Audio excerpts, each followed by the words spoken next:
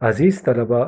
Government post graduate college satellite town کی جانب سے پروفیسر شہباز علی شعبہ اردو آپ سے مخاطب ہے۔ اس سے پہلے آپ کو دو لیکچر مولانا ظفر علی خان کی نظم حمد پر میں دے چکا ہوں، اور امید ہے کہ آپ نے ان کو توجہ سے اور غور سے سنا ہوگا۔ تو آج کے لیکچر میں جو آخری دو شعر جو ہیں اس نظم حمد کے، وہ میں آپ کو پڑھاؤں گا، اور اس کے ساتھ ہی یہ ہمارا جو ٹاپک ہے حمد والا، یعنی مولانا ظفر علی خان کی پہلی نظم حمد، وہ مکمل ہو جائے گی۔ اور جیسے ہی یہ نظم مکمل ہوگی، آپ نے ایک تو ٹیکسٹ بک خریدنی ہے، اردو کی کتاب آپ کے سامنے ہونی چاہیے، اور اس کے ساتھ ساتھ آپ نے، میں جو آپ کو پڑھا رہا ہوں،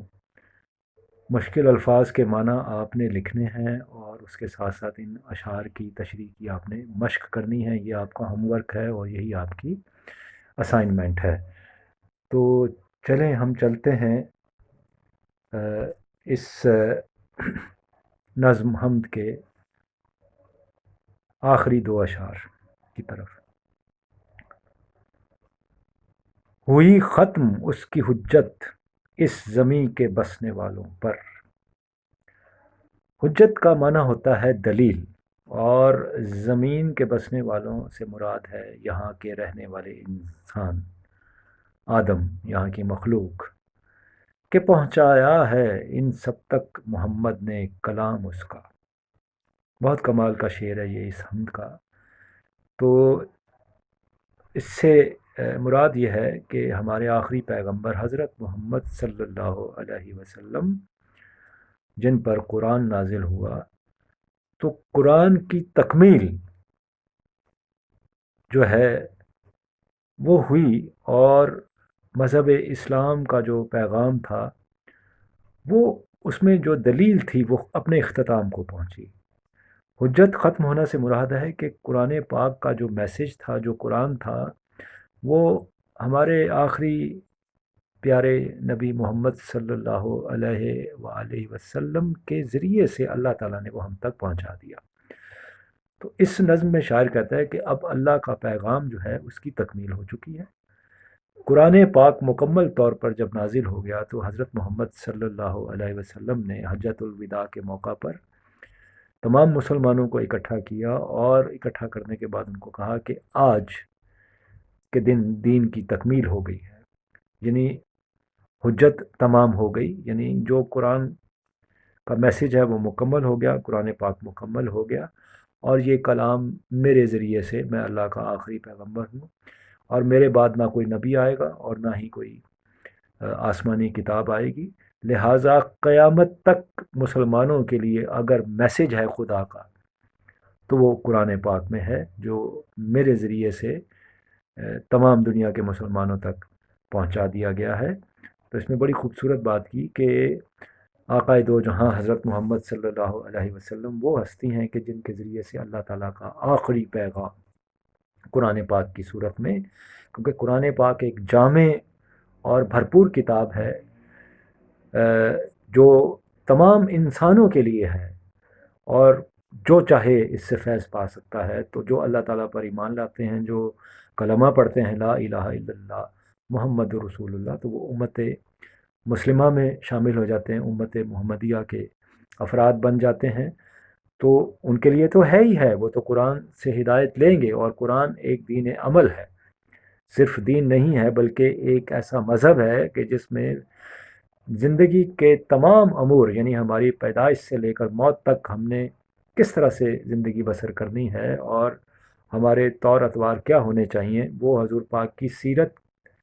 کی شکل میں ہمارے سامنے موجود ہیں۔ قرآن میں اللہ کا میسج ہے، اللہ کا پیغام ہے، اور حضرت محمد صلی اللہ علیہ وسلم نے اپنی سیرت کے ذریعے، اپنے کردار کے ذریعے سے قرآن کی ایک عملی تفسیر، قرآن پاک کی ایک عملی شکل جو ہے وہ سیرت رسول کی شکل میں ہمارے سامنے آتی ہے۔ تو آخری شعر اس کا جو ہے بجھاتے ہی رہے پھونکوں سے کافر اس کو رہ رہ کر، مگر نور اپنی ساعت پر رہا ہو کر تمام اس کا۔ کہ کافر سے یہاں مراد ہے کہ جو اسلام کے دشمن تھے، ابتدا سے ہی جب حضور صلی اللہ علیہ وسلم کے زمانے میں اسلام کی ابتدا ہوئی اور اللہ تعالیٰ کا میسج حضرت محمد صلی اللہ علیہ وسلم نے لوگوں تک پہنچانا شروع کیا مکہ میں، تو بہت سے لوگ جو ہیں وہ حضور پاک کے دشمن ہو گئے، ان پر طرح طرح کی مصیبتیں آئیں، ان کو تنگ کرتے تھے اور ان کو نعوذ باللہ نبی ہی نہیں مانتے تھے، قرآن پاک کو نہیں مانتے تھے۔ لیکن آہستہ آہستہ کیا ہوا کہ وہ جو کافر تھے وہ بھی قائل ہو گئے، انہوں نے جیسے چراغ کو پھونک مار کے بجھایا جاتا ہے، تو وہ سمجھتے تھے کہ شاید اسلام کا پیغام جو ہے وہ نعوذ باللہ وہ بھی کوئی ایسے چراغ کی مانند ہے کہ ایک پھونک مارے گے تو یہ بجھ جائے گا۔ نہیں، ایسا نہیں ہوا، کیونکہ حضور پاک آخری پیغمبر تھے، انہوں نے ثابت قدمی سے مستقل مزاجی سے مکہ میں رہے۔ ابتدائی زمانہ ان کا بڑا تکلیف دہ تھا، مشرکین نے اور کافروں نے ان پر بڑے ظلم کیے، لیکن وہ ثابت قدم رہے اور تھوڑے مسلمان تھے، بہت کم لوگوں نے اسلام، لیکن آہستہ آہستہ تعداد بڑھتی چلی گئی، یہاں تک کہ مدینہ ہجرت ہوئی، مدینہ سے پھر مکہ فتح ہوا، تو وہی مکہ مشرکین جو ان کے مخالفین تھے سارا مکہ جو ہے وہ مسلمان ہو گیا اور ان کو اسلام کی عظمت۔ تو اس شعر میں یہی حوالہ ملتا ہے کہ مشرکین نے، کافروں نے اسلام کو ختم کرنے کی بہت کوشش کی، مگر نور سے مراد روشنی، نور کا معنی ہوتا ہے روشنی، ساعت کا مطلب ہوتا ہے لمحہ، لیکن قرآن جو ہے وہ اللہ تعالیٰ کا نور ہے، اللہ تعالیٰ کا پیغام ہے، وہ اپنے وقت پر اس کی تکمیل ہوئی۔ یہ وہ روشنی، اسلام کی روشنی، قرآن کی روشنی، یہ وہ روشنی تھی، یہ کسی دیے یا چراغ کی روشنی نہیں تھی کہ اس کو پھونک مار دی جائے تو یہ بجھ جائے۔ جو اللہ تعالیٰ نے لمحہ، جو وقت مقرر کر رکھا تھا اپنے پیاری نبی کے ذریعے اس اپنے پیغام کی تکمیل کا، بالآخر اسی وقت پر اللہ تعالیٰ کے پیغام کی تکمیل ہوتی ہے، اور تمام جو کفار ہیں، جو مشرکین ہیں، جو اسلام دشمن قوتیں تھیں اس وقت، وہ انہوں نے ٹھوکر کھائی اور بالآخر جو سرزمین حجاز تھی، جس میں وادی مکہ اور مدینہ، اس کا عرب کا نام، پرانا نام جو ہے وہ سرزمین حجاز ہے، تو تمام لوگوں نے اسلام قبول کر لیا اور اسلام کا پیغام نہ صرف عرب، پھر آہستہ آہستہ پوری دنیا میں وہاں سے پھیلنا شروع ہوا۔ تو اس کے ساتھ ہی یہ جو ٹاپک ہے حمد والا اختتام پذیر ہوتا ہے، اور انشاءاللہ پھر اگلے ٹاپک کے ساتھ میں حاضر ہو جاؤں گا۔ تو 3 لیکچر میں ہم نے یہ پہلی نظم جو ہے اس کو، حمد کو، مکمل کر لیا گیا، اور اب آپ کی اسائنمنٹ یہ ہے کہ آپ اسائنمنٹ لکھ کے،